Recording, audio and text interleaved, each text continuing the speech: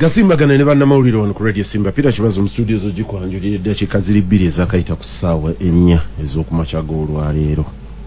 Gasimbagane Ne Bannamawulire na Charles Womshana na Siraje Lwama Ahmed Katerega Musaza ajja tusanga ne Aisha Kabanda. Siraje wanjise buza abantu abatuwuliriza yonna gye muli tubalamusizaako nnyo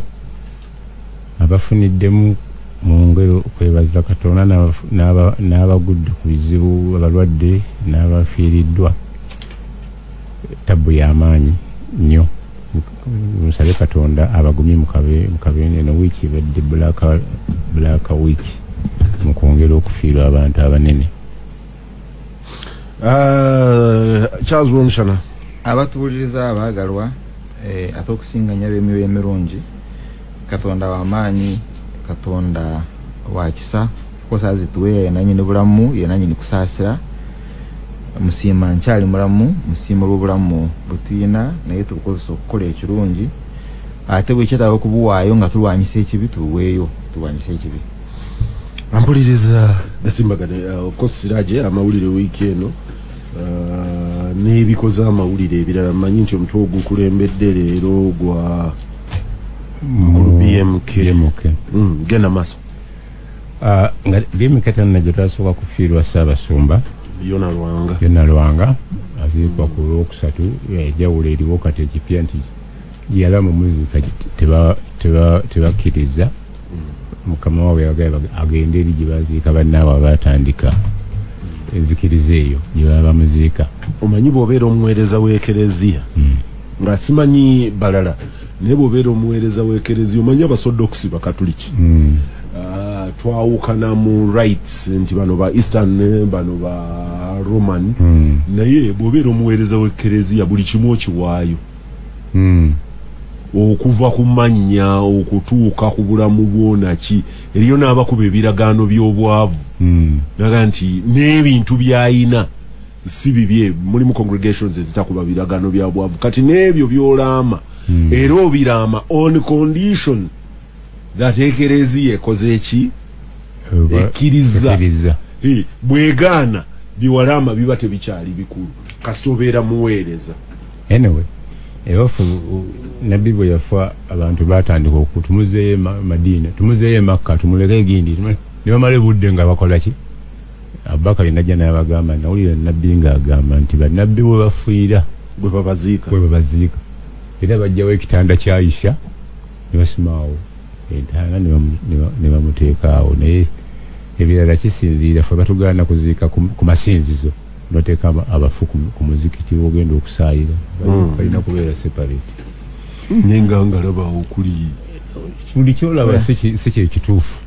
nze nkubuulidde Sirajje tuyinza kubeera mumanyi kusinga balala nendaba omuzikiti bangamba gwe gumu kugisinga obunene mu nsi yonna Abu Dhabi ewali Sheikh kitawo abanahayani bamuziikawo wabbalibbali awo gendera ddala e Madiina bwe yafa ku kitanda waliwo distance wakati w'amakaage n'omuzikiti nene ng'akyogedde ekyo kati gugenze gugaziwa ne gumuzingira mbateekawo obuteesi butayimba nti kituufu e Makka kituufu odi Kampala kituufu ekibuli kyemanyi mukulu kibazo yagamba temusaaliranga awali entaana kyemanyi mukulu kibazo mpuliriza nnyo scholars ku dini ya the Catholic Church Christianity ne ku madiina amalala including Islam naye kye naakazuula omuntu ali dangerous asingayo okubeera mu binnyonnyonnyo yatamanyi kati bw'otandika arguments ezo on theology mu bya faith n'ogwa ku muntu atamanyi obwobudde kutabu Sirajje amawulire kyolambi genda kompola amawulire bujjako Lwanga gwe tumaliriza mukadde waffe omugagga era aba section zonna zimufiiriddwa ndabye messages okuva mu bakatuliki ne Protestant banna business NRM abadde nga olujegere lw'abantu mu kuyamba abantu scholarships obulwadde nabwe yeekwata n'ateekamu ssente nnyingi mukulu BMK Ibrahim Mwanga Kibirige yafudde abasawo baali bamugamba nti tajja kusukka 2019 Katonda w'amaanyi n'agoola omukono n'amutwala mu 2021 naye ekirungi nti yaleka agambye nti bamuziike nkoowe ettaka lyawaayo erijjudde infact ebiseera ebyo nga bamaze okuziika nyina yagamba nti lijjudde tulina okugula eddala era abadde mu process lwakuba abadde Nairobi ey'okugula limbo endala abasiraamu balina limbo ng'abalala bonna abamu webaziika balina limbo wanekolo abasipidika tulina limbo eno kuba ejjinja kyoyisiyo tewali okiga nti nja kuziika naye wiishi y'omuntu batera ogiteekamu ekitiibwa ebyo nga ebyokufa nga obitaddewo then wabaddewo amawulire ag'omuntu infact yafa mu January mukyala weeyo munyonyi waffe ne bamunoonya n'abula bamusaze mu septic tanka mu compound siraje lindako ekyo statement gy'osoose nti yafa mu January ndowooza yabula mu January exactly. I agree with that dirwe yafa yabula January mukaaga byetaaga okukebera exactly kati naye banoonyereza naye ba already ali mabega wa mitayimbwa nga bakola test kuba bagaye first ekyasobola kutegeera muntu balaba oba yeye yadde nga figure efaananagana n'ey'omugenzi mu wiiki eno Dr. Muganga yavuddeyo n'atangaza ku kukwatibwa kwe n'agamba nti I was born a Ugandan, I will die a Ugandan. N'agamba nti yazaalibwa Butalejja asomedde mu Uganda naye yagendako e Rwanda okukola tagendangayo na famire ye n'agendako e Canada okukola ng'abantu abalala bonna n'agamba abaseemwaya bamukwata nti abawadde scholarship 10 omanyi Siraje onzijukiza emyaka giwezeeko Solomon Male pastor mukwano gwange yatandika olutalo kuba pastor accusing ogw'okulya ebisiyaga omusumba wa Miracle Center Kayanja ne bamuteekako n'emisango naki naye wakati nga bamubuulirizaako n'agabira polisi y'odi Kampala naga nti bamaskini musula mu buyumba bubi n'abagirako asbestos n'abateerako amabaati aganyirira. And by the way, that's the only renovation those houses have got okuva abakoloni okuva Aga Khan lwe yazibawa kubanga ezo ennyumba zaali za Aga Khan Primary School okuva Aga Khan lwe yazibawa oba okuva Amini lwe yaziwamba okutuuka kaakati yeyo ka renovation eyakabaawo kati naawe mugangawo awulikise ng'oli yabagamba wakati mu fayiro nti owange nti kambagireko bino bya asbesto. No, of course yataddewo challenge ayinza okuba akyagadde kulemesa kubuuliriza naye nga agamba nti ye talinaawo ye okubeera vice chancellor wa university si kyekikulu ekikulu kumukwata ate nebamuga nti abo abavandime nga balinga abaleese mu tribe ye kwe kwagala okuga nti nze ndi muzaale wa wano kyaji kye bamukwata kye batugamba yali espionage yakyeganye nakyo because sina fayiro yabali naye bagamba tebakola ki n'obutali mu Uganda mu bukyamu. Yes, Uganda mu bukyamu. No, ekyo kyananka ekyo kya immigration because immigration inayesobola okukwata ne kucharginga ate ne kutrying but nze ndi ku CMI now ate kitasobola kukidira mu mawulire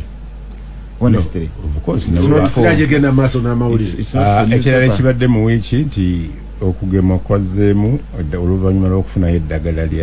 ly'Amerika minisitule yavuddeyo n'etangaza ebibadde ku social media nti eddagala ligenda kuggwako mu nnaku ntono naga nti likyaliko nnyo abantu bakole ki beegemwe mu nkola eyo. Katikkiro n'atuuza olukiiko nga bagamba bayagala kutandika mufeezeezi abantu basome nnaku naye ekyo tekinnaba kuba finalized so future y'abaana okutandika okusoma tennaba kuba clear naye nga pulezidenti asuubirwa okwogerako eri eggwanga mu nnaku zino oba ku weekend eno ayongere okutangaaza kuba bano balina report ebagamba nti naye yagamba nti akyalabamu ebituli nga percentage y'abasomesa tennaba kweyongera kukola ki kusomesa so tugemebwa abazadde mugira muguma mulinde LDU bagiwandiisa naye ebintu si byangu mpapula nyingi zibakutte ziri forged abantu bangi bibakutte abagezaako LDU yetaaga okubribinga olevo bantu bangi abafojalinze waliwo neyafudde batabo bawandiika b'amagye tebakyawandiika LDU bawandiika okubuuza bawandiika babadde mu LDU nga baagala okuyingira amagye so the transition is from LDU to the forces amendment but LDU concept ya LDU ngeva mu National Security Council obojjukira and I think it was a cabinet subcommittee on security gobera statement ya mukuru Museveni egamba yasalawo bali kulutinga LDUs naye LDUs bali ba Kampala ne Wakiso sibwe kiri but now it chifuse national yani egundi bafunye ye mundu eziwera ekala moja neba nga zaba LDU kati waliwo bebanoonya 20 omu yabagambye nti nze bumumpaka sole nkana bwati na kino n'enjuya ne mugizaawo mundu njizaawo atali ekyo sikomawo so it's a trade it's a trade ekirala FDC yabaddewo ne kamini elections ne balonda aze mu kifo kya Sebugwawo n'abalala oyo balonze Lodimeya Mulodi Lukwago last week twali ku 2% nga covid tulinga abamunyigiriza naye kati olwaleero ate okusinzira ku byeggulo 17 bawayongedde ne tubanga tuzeeyo ate ku 5% trend erinnya bulinnya naye Dr. Daraga nti tenatuuka ku stage etuzisaayo ku fezi firinga baali bagambye nti mu October tuyinza okuddayo manya mu November tuyinza okuddayo webufiri mu lockdown aba Afghanistan ag'ebweru at least bakiriza abantu okufuluma abasoose badde 10-13 nga mulimu Abamerika Canada n'abalala bagezaako n'okugezaako okuamendinga mu nkola y'abakazi obutabateeka mu byago naye be basoose okukkiriza bannanses kuba tebalina bannansi bonna baali babafuumudde ne baamendinga balaga nti mwe musobola okukola ki musobola okukola so ekibwe ekyo n'amalala ge mawulire agabaddewo mu Uganda ampuliriza Gasimbagane Ne Bannamawulire Aisha buza abantu ndaba uwandiise empapula namba ezokubuuza omanyaba ebyobufuzi mbatya nina gwe nali naye mu studio nagenda okulanga eddakiika zigenda kuwera nnyanga akyabuuza abatuwuliriza mwasize mutya nno musibye mutya nno Mukama tumwebaza olw'ebyo tuyiseemu abafunye ebizibu mbasaasira abafunye essanyu era tumwebaza atajja kutwongera ebirala Esiraji obuuse mu Africa twawezeze gwanga saasira famire ya mwami Kibirige n'emikwano gye okufa kwe tusaba Allah amusaasire amusonyiwe byonna ebyamutuukako ffenna lyekkubo gye tugenda tusaba Allah abagumye Siraji obuuse mu Africa twawezeze gwanga eri 40 bukyanga amawanga ga Africa gafuna bwetwaze nga bali wamba mukku ate kaku oyo namwerabidde ne Gambia birina ebipya bingi byendeseeyo naye eyamuwambye era yali Lieutenant Colonel yabadde alinga ADCO was the head of SFC yes okugattako ne banywanyi bwala nsiwanyana ne basindika Italia ne babateeka ekigo bakuteno abasatu wane waffe Makindi mu constituency ye bagamba nti bali nabo mu meeting era Ssegiriinya yenyini ate n'omusango n'aguwangula nga tagenze mu kooti Katemba ali mu makooti naye w'amaanyi nnyo talina musango gwe yawangula teyawangudde musango tebamuwawaabira ye bwago omusango gwabadde wakati wa electoral commission ne balooya bakiganda ye Katemba gwe nkugamba omusajja bakugamba ngenda kuleeta register nti naliyo ngenda kuleeta print out za Airtel nti namusavinga why did you shut him out lwaki electoral commission yewolereza kidanda nga kidanda tazze mu kooti echa electoral commission ndoza twakitereza wano last week bwe bawaaba omusango gw'okulonda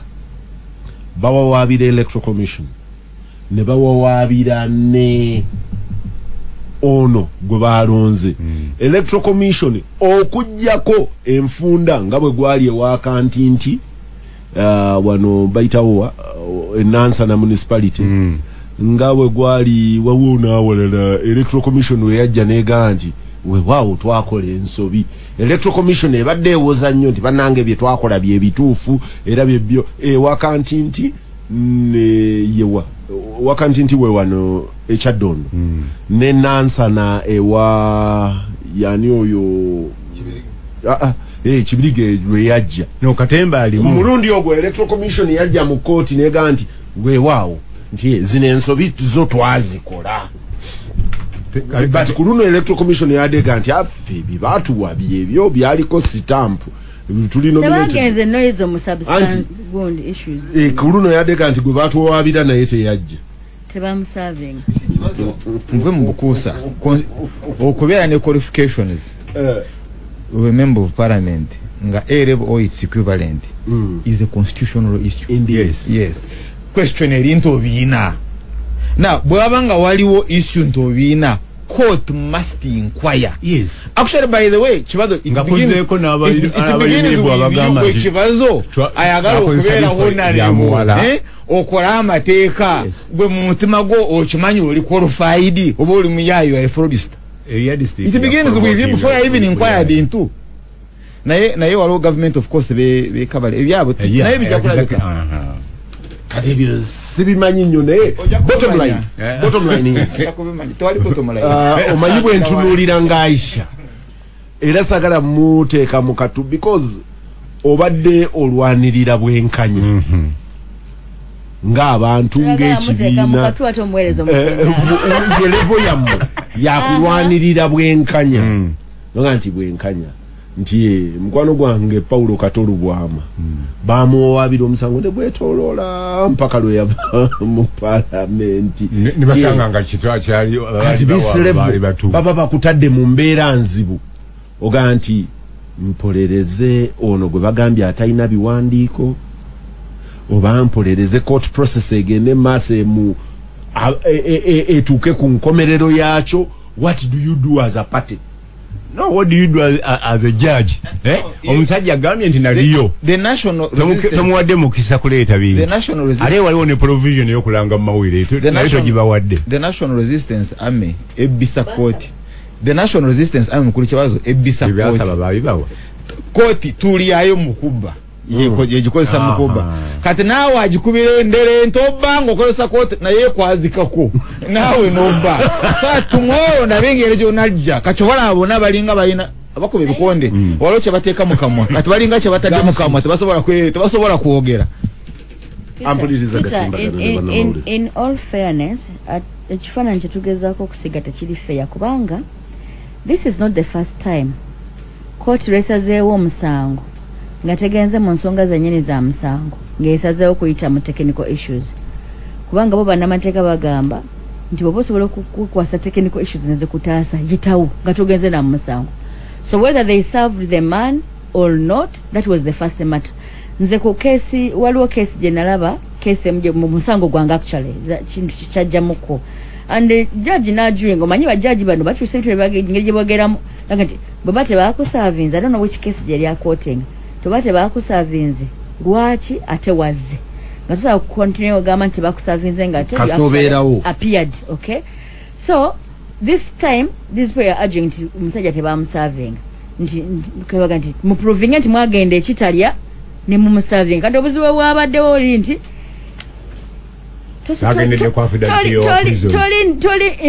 toli in charge toli in charge fe abasaba recount zinasaba akaluka recount ne banyima recount lwansonga ne bano bonna basabye recount bano bonna ono ba minister Sempija nalaba nga babona bonna recount bagaba recount baba ma recount omanyi lwaki because they had someone else to protect so sura kwanga bali ba protecting oyo yali avuganya naye bobo gena mukaluka members of parliament okayitamu ogenda ku disposinga ebyabadde mukaluka presidential buli asaba recount bamumma kubanga tojja kubala kaluka MP notaswaza byabadde okuba president kakati okujjayo ekitabo kyekitalya ekijjayo ekitabo kyekitalya ku kooti kiina far-reaching consequences eyo yakiremera okitegeera babasajja babadde condition muleete ekitabo kyekitalya ayina ekitabo kyekitalya tayawo kikola ki kukita that was the issue so tuleka kukipresentinga ate print out that's what we are saying kati gwe nga secretary general of that group so ekyo kibiina kyabyabufuzi not that group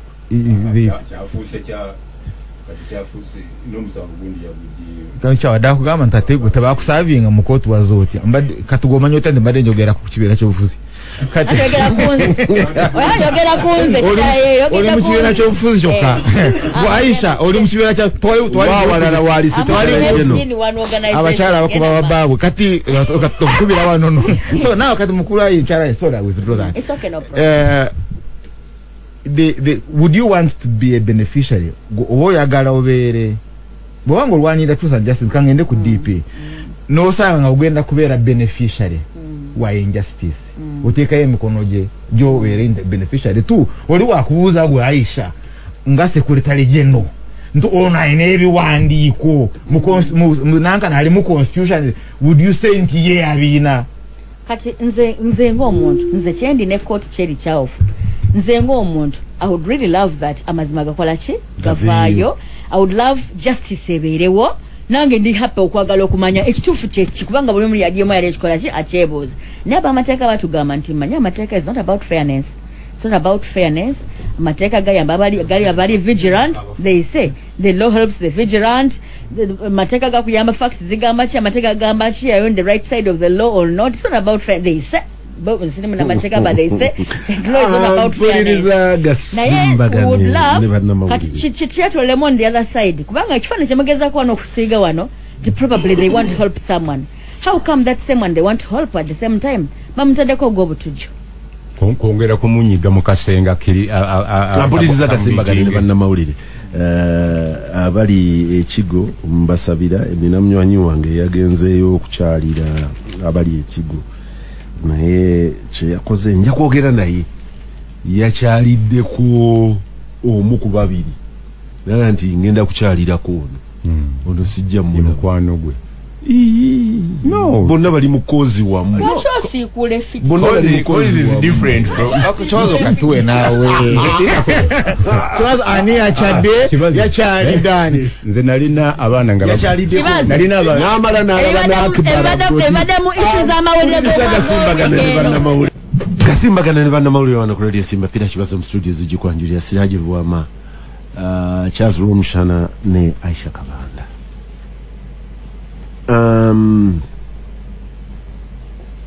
ngenda kutandika na public good kujjukirirako BMK oba Haji Ibrahim ebintu ebimu abantu balwawo nnyo okubiraba naye nali ne muzeeyi Bidandi mukadde wange naku zino ndudde omulaba covid bwe yajja batugamba nti abakulukulu oyinza okuba exposing amangu naye muzeeyi Bidandi emu ku disappointments ze mu Uganda esinga obunene kukwata bisaawe ebyali erugogo ne babiwa Shoprite oba game stores Shoprite ne abalala ne bagabirawo n'abalala nga mubuuza ne mugana iye abasajja bano bagabye of course nanga nti nti okukuza ekibuga eriyo ebintu ebitugattira awamu n'abimenya naga nti ebisaawe ng'ebyo nti bwe tunaazimba ekibuga ne twambuka mbwengula abaana abalibeera ku flat ezo balifunirawo omukisa we batuuyanira naga nti abazungu baali batutegekedde lugogo ng'anywa amazzi naye wamu n'ekyo abantu baddukirawo ekyokubiri kyeyamenya you remember the other friend of ours Richard Buguma yasenguka n'ava mu nnyumba ye agenda abeere mu flat abaana bafune bwe bazannya nabo kati abantu ababitegera tebakyayagala kubeera mu kisaragata alone nga oli wekka n'abaana ng'oyagala obeere where there is a community abaana we ba interacting n'abaana abalala kati bwe yagenda okumenyera ebirala ebitugattira awamu nja kuyisa mbwangu ebirala nja bibuuka the public cemeteries nanga nti public cemeteries zateeka eri ebibuga ebikula ebyo bye bimu ku bintu ebigattira awamu abantu. Nze ekintu musoke mu mboozi yemu nze ekintu musoke naga nti ekyo ntera nnyo kigamba wano kanaabineka kandi nti tulwanira ettaka abantu abasinga nga tetulwanira bugagga. Akiki Mjaju, the late professor, yagamba nti primitive acquisition of wealth. Ononyo oligatte ogandi nina square mile 2 simwe mukontola nti nina square mile 15 zikukolere ki wona nimbakiza wona nimbakiza mwena primitive acquisition nagaji abantu bafe bakunganye ettaka kuziikako limbo bakunganye ettaka owaayi bwe naava ku mulimu nyinza okubulwa wendi akawogo because we don't have a social security guarantee eri abakola. Kati nanga nti ebyo bw'obisootinga nti ye nga kintu musoke n'abeera sure nti bw'anaafa banaamuziika jindi yenga nti ku myaka gye nkoledde nti eseetaaga kulima muwogo okubeerawo nti I have social capital that have collected ejja okumbeezaawo. Bwe nagenda okutunula ng'e Uganda the latest and most annoying wano okuva wa BMK gwe twogerako ng'ojja ku Uganda Management Institute waliwo limbo public cemetery simanyi yabaki waliwo ekona ku Jinja Road wano wabeerawo ne yabasiraani. Kampala District Land Board yakwatako ekitundu kya public cemetery ng'ekulirwa mukwano gwange nekwatako ekitundu wange lekerawo nkugambye mukwano gwange kakati amannya galeke sinabakogera amannya njogere taito bajja kunkwatira wano mbulwa abagenda mu kooti bali mbeera kushua naye waliwo yabuuza gwomusajja omulungi how do you end nga mikwano gyo yonna abasajja babinyo kusinkana bantu nga ggwe kakateebereza naawe oli mukwano gwange abanoonya mawulire munnamawulire kateebereza naawe oli mukwano gwange naye baagigabako ekitundu eri awo public cemetery baagikutuddeko nalabye bakubyewo nekkubo erigenda mu cemetery waggulu kati waggulu waayo baagijjawo simanyi bafubaawo we bagenda baziikula batwala but that's it. Tuyina eri ekkololo we twaziika Jack Ibaale waliwo public cemetery yali Ensambya mbadde nzijja nayo nkulu nnyo mu bulamu bwange kubanga bwe nayitanga ngenda ku ssomero ng'olusi tutyawo ne tuyita sayidi eno ku sharing kati nalwawo nnyonyonyo nga siddayo okuyitayo ngenda okuyitayo omukwano nga wali cemetery waliwo ki it's a leisure place no it's even a restaurant bantu banyumirwawo bunyumirwa bulamu abafubaawo bagenda kudda baliwulira there is a guest house actually to be clear naye wanekololo we twaziika Jack Ibaale nawo wagenda kati ng'abakulu bali baŋŋa nti obwo ku rivasinga bugunjufu ali muwabe ekirunda kiva eddinda Katonda akuwummuze kubanga mu mboozi eyo ali muwabe ekirunda kiva eddinda bwe yatugambira nti obugunjufu the first level of bugunjufu ku respecting abafu natugamba nti woolabira society ezaali zikuze ze society z'osanga nga zaayina ebijja ne zigga nti wano tuziiseewo generations 2 twabakuŋŋaanya wano n'abaako be yaga nti balabirira nti sibagunjufu nti bwe baafiirwanga omufu nga bamuleka mu nju nga basengukawo nga bagenda ebyo byamukulu kirunda BMK nga mulamu yawa abasiraamu cemetery. That is a public utility. Nina omwami omulala omukulu gwe mmanyi sinza kwogera bintu bye kuba akyali mulamu naye mu bimu ku bye yagamba I can quote protocol ngagamba bwe mba mugenze mu lutalo ne bakuttirayo ku community yaabwe tebakuziika lwaki okkiriza ne bakutta should have killed the enemy. Omu ku basajja bakulu benjogera nabo ab'enjawulo yaŋŋamba nti ekyobugunjufu ekyobuntu bulamu kyagenda okukola ng'agenda bw'ali bagenze ku bintu by'ayina ebitono nti ayinako section y'ettaka lye lyawadde municipal authority town authority bwekyo nga talibawa kuzimbako kizimbe alibawa nti awo muli skatingawo ne muteekawo ekisaawe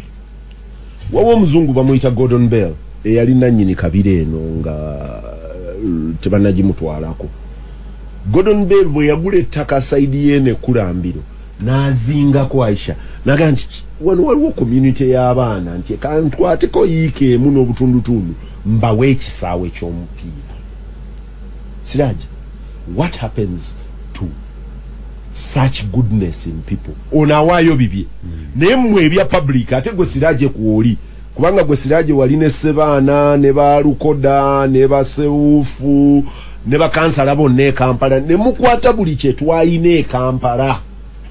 ne mukiguza Hasani ne mukiguza buli muguzi ne mukiguza Mujenyi Wono Romshana buli kye twalina ekya community ne mukikwata emmeme yammwe bwe muzuukuka ewulira etya? ogamba munakiguzanga okitutte mu ngeri ya bano abakwata engege bino ebitimba byebagaana oba otutadde mu kitimba kyonna naye ebintu ebyo okubitunda at least nze manyiiko nti baminisita babiri General Tafire yakommunicatinga nga ku state council neono omulala wa local government nga akola communication is actually Sebaana yali omu ku bantu abagaana obutalo obubiri Nakasero naye oluvannyuma mukazi we yamukonvinsinga n'abagamba mulondeeko awo wali ebizibu by'okubeera ne Siraje. No, Kisule Magala Katendo obubaka bwatuuse nabufunye kati ebintu ebyo byagenda ng'ogyeko bupoloti bwe mmanyawo ku Arua Park. Kati akaawo eyo paaka eyo enkadde baali bagitwala abayindi Sebaana oga okuginunula naga nti okugiwa abayindi kati tugiwe bannayuganda ezo poloti ziri yabaguza naye kati ziri mu mpewo kuba kati abaagala paaka bagamba mwenna tetubadiza either tubasasula naye paaka erina okukola ki. So it was not KCC, it was under local government biseera ebyo nga KCC te answeringa ku president's office naye babikonsetingako era ekyawunawo kyokka ye constitutional square waliwo olutalo lunene ne lukola kangende wano ku the bigger fight for me is not just that nze njagala ekifaananyi ekinene nti omutima what happens to, because these are public goods, these are public utilities, tubachi what informs waliyo paper nega nti ekibuga bwe kituuka wano nti in terms of conceptual thinking wano tuvaawo ababbi b'ettaka bakozesa KCC ne batwala ettaka ne balitunda ne baligaba for other development nga nawamu ne wayiteetekwa kugaba tunuulira Centenary Park bwete siwe yateekwa okuba naye yagendera ddala era nafuna omukisa omugenzi nenjogerako naye ampe ku background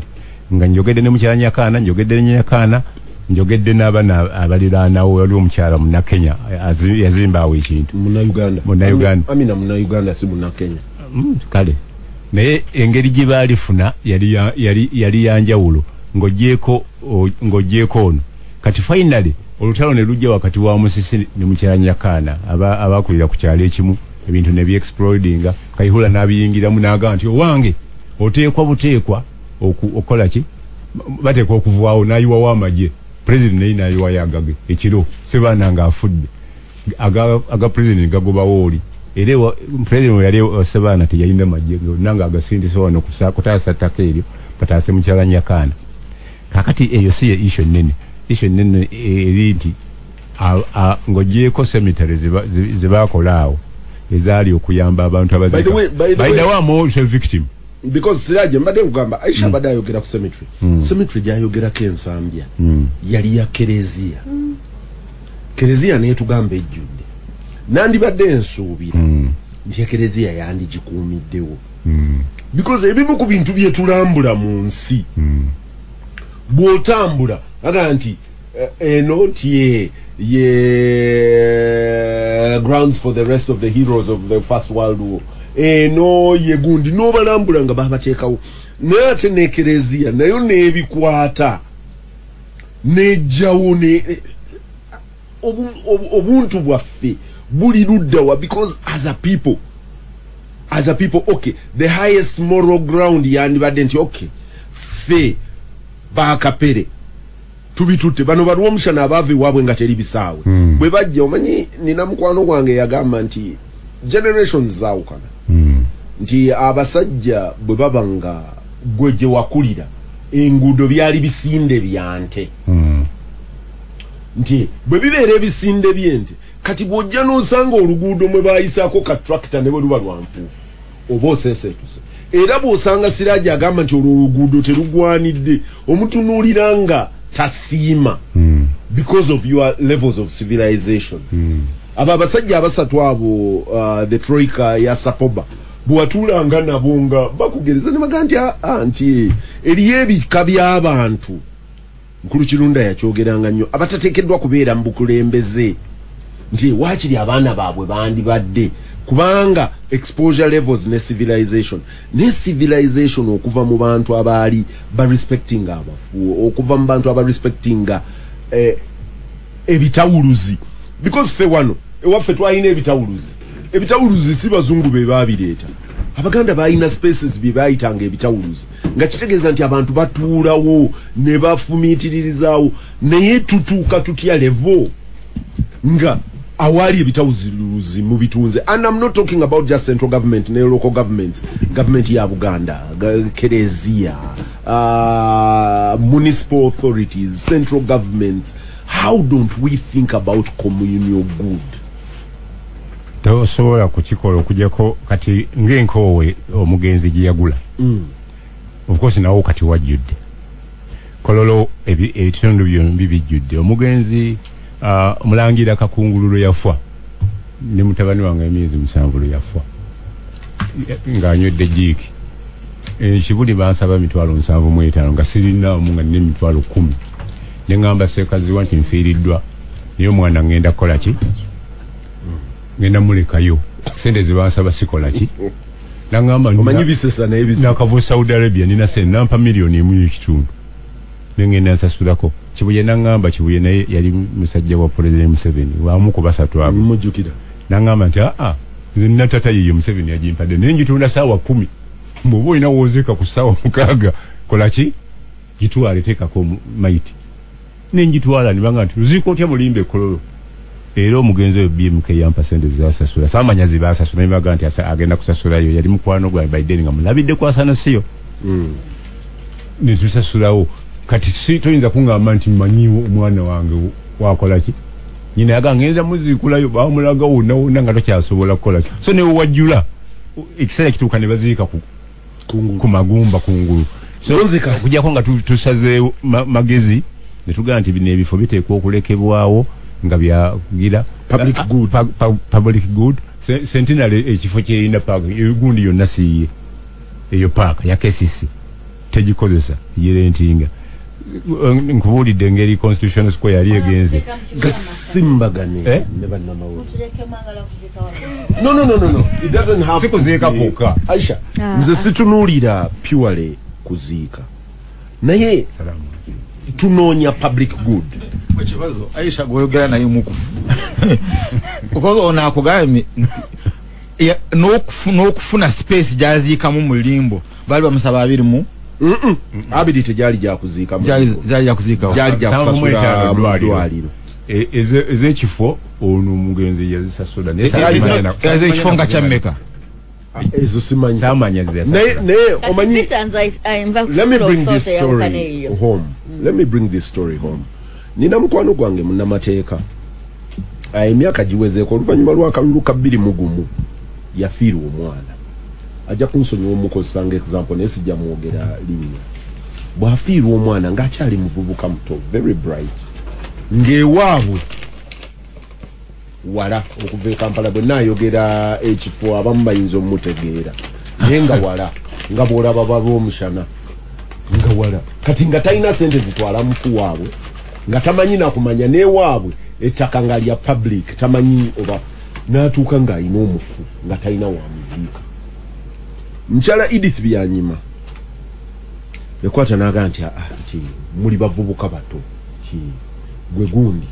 mugende muziike kulweka bojjaawo naga nti mufuneke ekitundu ku ttaka lyangaawo ti tujja bwana bwe tunaamala tujja kusalako muziikaawo ne tuziikaawo musajja oyo n'abeera nga mwogezi nnyo wa public good. The pain I have nti naye bwe yatereera mu ssente ne ziwera mu mpale bwe yagenda mu kitundu kya Bunyoro buli ttaka eribaddeyo erya freehold lyasobola okukwatako kati y'omu ku ba biggest landlords ekirya Ndongo naye takyalina muguli mutima gugaa nti owange abantu Aisha omutima ogwo oguddiza abantu bali abasajja bakulu nkugambye nti omu ku bo yaŋŋamba nti alina kyategekedde community nti bw'aba agenze waakiri basambire wakapiira. Okay, at that level Peter nja kukanya nawe nti first of all atakukubawo ebifo ebigatta community.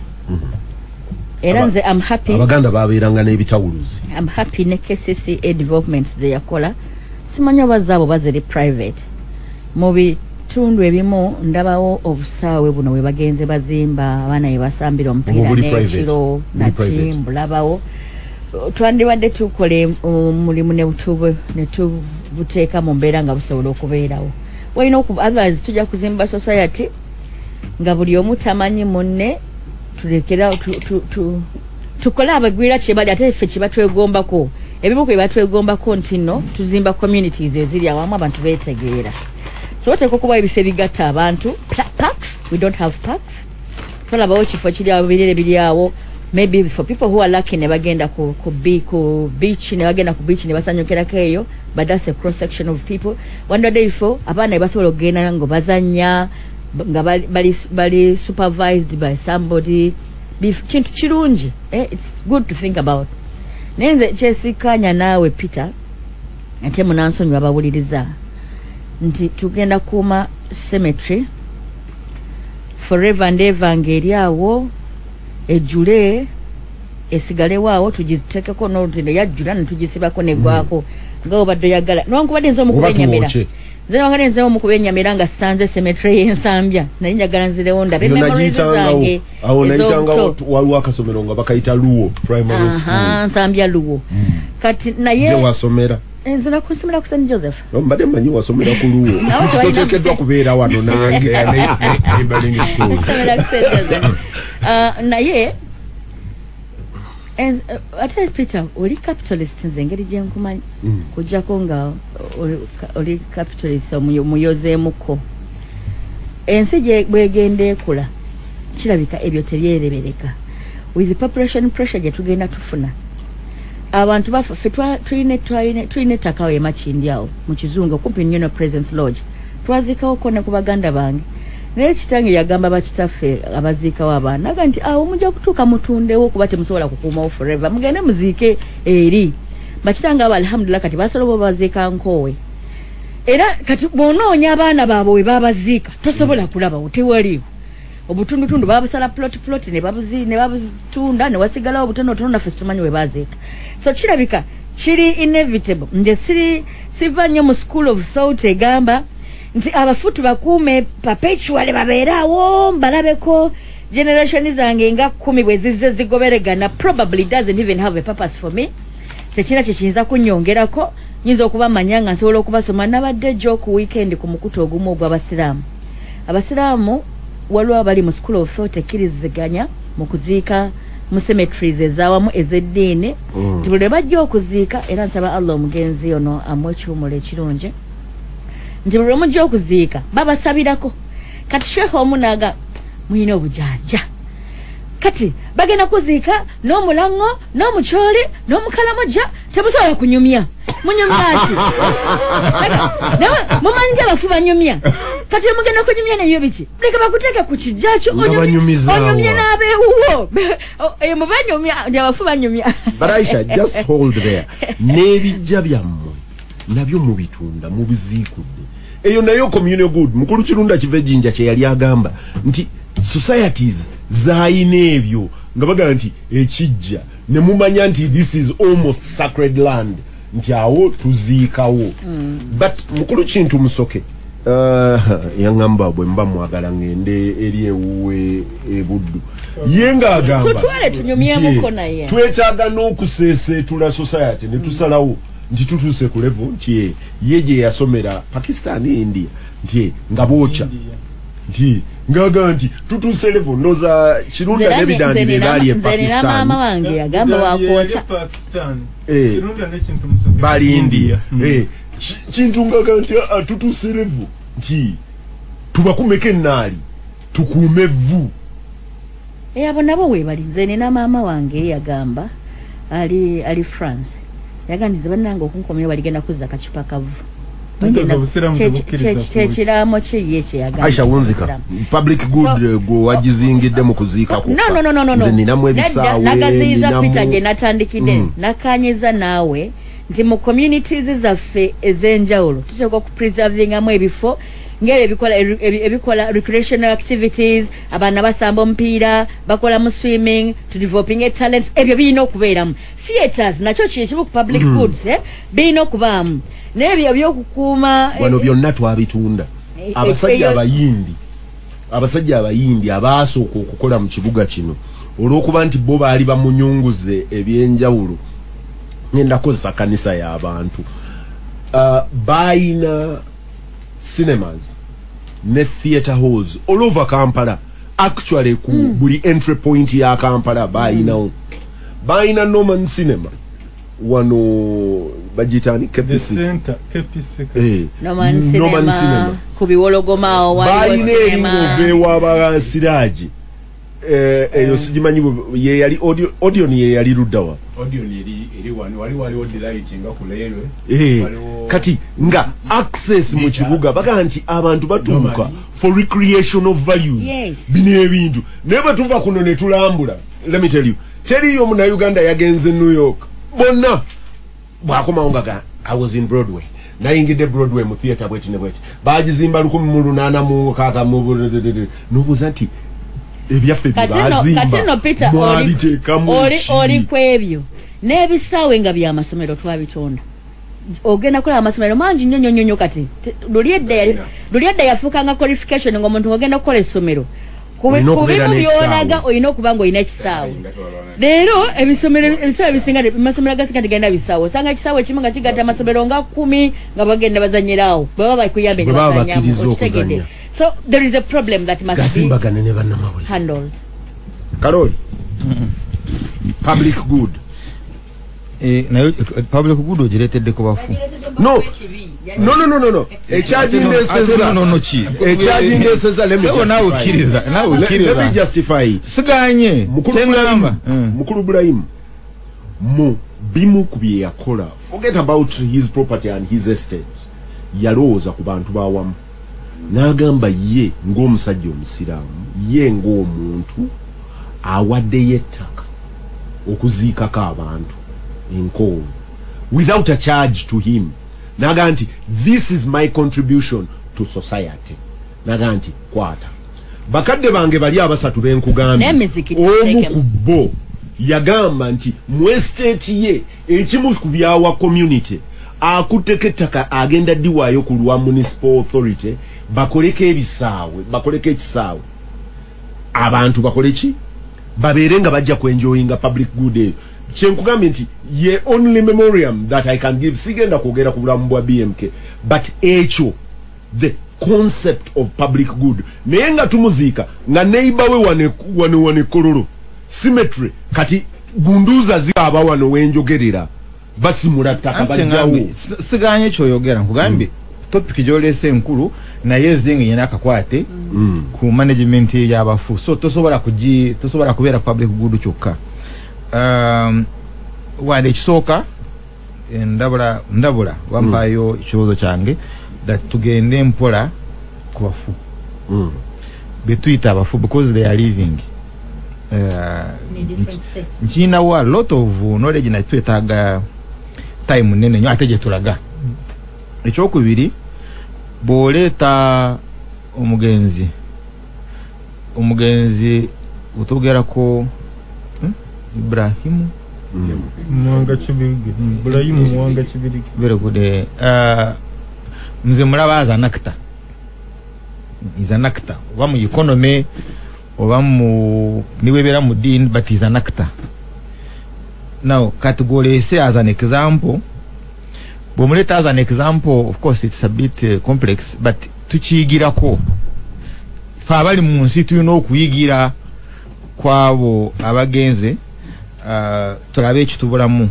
Na olese example ya Idris byanyuma. Yawaye takalye. Yawaye takabaziikeko omwana. Gwatamanyi. Ono naye naagule takabaziikeko. But njagala ozibiriza amaaso ngo muntu ayina waziika oba omwana basobola okumuziika ku hotel African. Okuwadda awalala. No. Let's look at that also. Ngabe zibiriza amaaso. What they call to imagine, what would it be like? No, tetuyina we tugira naye awutusalirewo. That would be asking too much. And kanto nabo gotandise. Now you can see you. Go wawala nyo na jera, what would it be like there? Kati nkugamba mukulu kibazo mbintu bya face. Nti byone biri kunsi si byaffe. Bya nanyininsi. They belong to God. Kati mistake je tukola kwe kulowooza. Nti kubiri kunsi naffe tuyina kye tuyinako. Nti nze kibazo bwe nkuwettaka mba nkuwadde ettaka. Isirayika nyine ettaka. No. Kunsi toyina kyoyinawo. Nti kikulu nyo kyendaba. Kuyabafu, I have a personal story. Ettaka lya grandfather, my grandfather's jajja wange ettaka lye balitema. Wako uncle dala ne bali wa sister wa my father dala my father. Kati mulamu wa my father yali amwagala nnyo n'asalawo bamuziike mu ttaka lya gomugabo gwe bawa sister we. Because kati lyali lya mulamu wa my father. The sister to my father nalitunda, right? Ngo mugabo gwe kati oli gwe yalitunda najana nga alumshana oyina okusasula rent for your father's grave. Bwa watu chikoze ngenda kugisanyawo. And he went ahead na agisanyawo. Na ese onkubulire olutalo luli wali lusinga lwa America na Afghanistan. Just janti mbanzimba capacity. Neno nga mukubise nuclear bomb njimukubisa. Because you see ndaba attachment yacho jenyina naye nomiro obusungu nokola ki no isaawo. If you check zino cemeteries, I don't want to imagine your most loved one, oli cemetery agiye amuzimbyeko kalina lodge. Boyitawo nojukira omwana gwe wali oyagala ennyo waziika wali kati bamutaddeko ki bamutaddeko lodge. It's like ono gyabadde agamba ntalese ekiramu but oli byataddeko bbaala 10-15 years nti family ya Kibirige muzukulu wa muzukulu we aba ayitawo gye baziika kitaawe nti erimbo bagigula ne bagitwala ate ayagitwala yateekako ebbaala. You get what I mean? So ye emotion eri ku these banya kukirekerawo. Now ensejjudde ekibi oyogera ku public good naye netwerabira eri akugambye nti kibazo aganti yakkiriziganya na Aisha nti ebyokuziika abafu enkola y'abayindi n'abasiraamu eri a lot more logical kubanga abantu abaliwo ku mulembe gwa kintu sisuubira nti eri agenda okulaga nti waawano we baaziikibwa naye singa badoni mudi composinga ne mufuuka material kale ebyaki kasubi mugende mubijjewo. You see civilization choita civilization lwakwante biriwo but would have been happier kumanya nti kintu bamuziika wali. What do you lose? It is history. Anyway, mbadde ku issue of I will come that mbadde ku issue of wickedness. Nte ensejjudde yangu wako ensejjudde ekibi. I was discussing with Dick Mvule wano naye namugamba nja kukyogera because Katonda yakuyisaayo laba otubuulire sira kwaki tubikweka okufuna admission. Abantu okufuna admission during that COVID bawanga bituga bribe nga tosobola kufuna kitande eri nga tokoze eki pozi ng'omanyiddwa naye mwabo baweeramu n'omugwira ne bamuggyako ssente. You get omugwira omulala nga oli language akugamba mu lulimi lwabwe nti ayina diabetes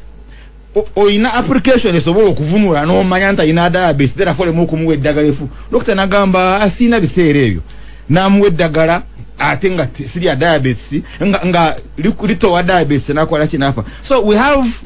a big problem kati, and that's wickedness. Waliwo ekibi kitumalawo, so you know okulwala nakyo. In an urban management, in a civilization, toyina kuba na ttaka. This is why you begin from. Should you have land? Now why ttaka yange? You know, you shouldn't have land in an urban area. Land under the urban authority. Like once that urban authority is extreme. Now finally in a second, get an American church. We to roll kwa kumbine church. You will see a lot of graves. Na every grave ejude knowledge, ejude history. Actually, I normally spend my evenings in Ansoma, bit by bit. Also, okufuna the entire history. Protestant church. Kutuka weaja yonongo ujifuna kuwakola ki kubewazi ikao. So we have a lot of history mchala Aisha which can be kept in the slide. Bannamawulire Katerega. Njagala osese tuke just kuchaba fu Romsha na fu very emotional kubafu. Njagala kucha public arenas, public good. Mbade nzijukira wana. Emuku civilization zetu somenye. Emuku civilization ezinyonyola bwetuzimba. Abana abasoma architecture. Ebimu ku byo basoma byafaayo. Abasajja abaroma n'abagereki. Aba Greek betuyita abagereki. Oba bayonani. Abasajja abaroma n'abagereki. Lyali teeka okubeera ne public arena. Kyetuyita theater oba amphitheater. Biva buyonani ne mbaroma. Byabangawo nga bifo bya kuŋŋaaniro ly'abantu. Aba Norman bwe bawamba Europe, the Normans bwe bawamba Europe ne bongerako kubanga babanga n'emizannyo gy'amafumu n'egy'embalaasi kati nga beetaaga spaces nnene nga tebakyetaaga arena bwa arena. Ebisaawe bye tuzimba leero kyova olaba nti design efaanagana baagijja mu Bayonani, the Olympic stadiums zava mu Buyonani ngaga nti kuŋŋaaniro lya bonna n'ate liyina okussa bakyazi baleme kussa mu bannaabwe kubasibira mu bisenge buli omwasse. That civilization wano ewaffe twabanga n'embuga omwazanyirwanga ebigo kyetuyita ekigo ekiganda wrestling, twabanga n'ebitawuluzi. Where did that civilization go? Eyakuŋŋaanyanga abantu awamu ne bajja ne bakola bye bakola. Enzizi ezaawamu because enzizi bangamba tuyina gye twayina ettaka awantu awamu olingaaga nti ttaka lyamu mu besenge ng'olinaga nti oluzzi lubeera si lwammwe ne bwe lubeera muki mu ttaka lyo. Ate enzizi zetwogerako ze ziri baziyitanga za nakamiro oli atutubika mu tubisoba n'asena aga nti olusi lwammwe. That's a public utility. Eyo spirit eyalekanga public utility neetuka kati nga muzisiba ne muziwako nettaka yavaawa. Katono nnyo Peter, ebyo bifo ebimu byoyogeddeko si just public good actually. Heritage ebintu byaffe bye twayitamu olaba promotion ya tourism e China. Esingira etambulira ku history yayo. Ne mugenda mulambula amayumba ga kabaka, ne mulambula the Great Wall, ne mulambula bagita square kyeyo obattira abaana. Tiananmen. Ikigambo kya nemo ekyokwogera. So it is just their history. Kumanya bifo kye bikulu okuva gye tuva. Kyogere mu Luganda. Ate kya Luganda. Kyannemo kwogera ekyo. So nze ndalaba ne Buganda nga Buganda actually. Bachakkiriza kulambula Tiananmen Square. Mutubeera tupikamu bali abafiirawo omuliro. So bwetubanga tukuumye ebifo byaffe byebimu ku nsi ennungi ewaanibwanga Uganda tuba tuyambye ne tourism yayo. Katerega. Webale nnyo ssebo.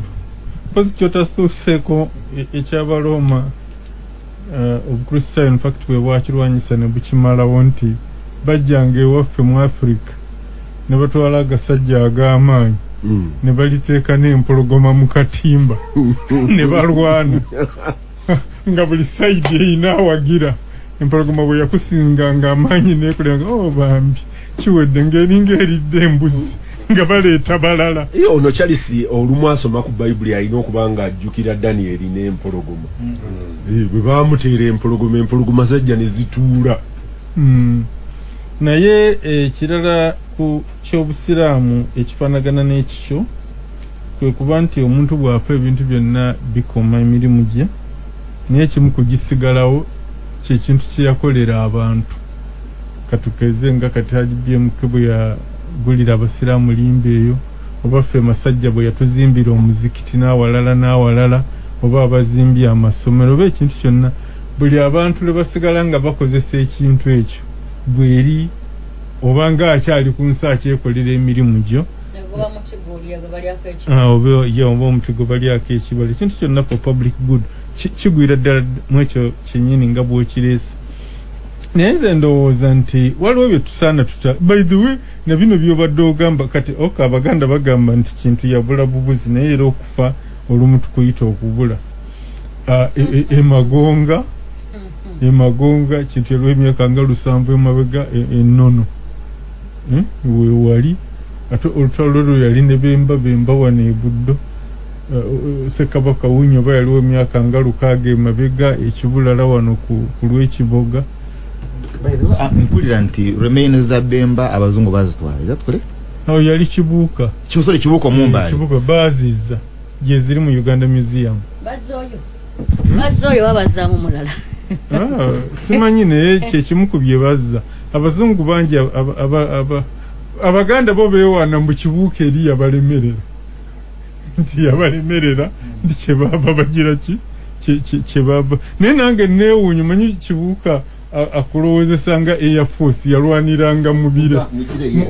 mu bisigala byonna ebyalwana abazungu bewange ebyakibuuka bye baalabayo okutwala wayinza okuba nga mwali that's history kiyamba so isinga entaana yaliwo that would be good naye kiri kyetubaddeko walina okubaawo ebintu ebyalukale nzikanya ne mukulu kibazo ebintu ebyalukale ebyo era ezimu ku butakkaanya bwe nnina ne bakadde bange Emmengo ne President Museveni yeeyo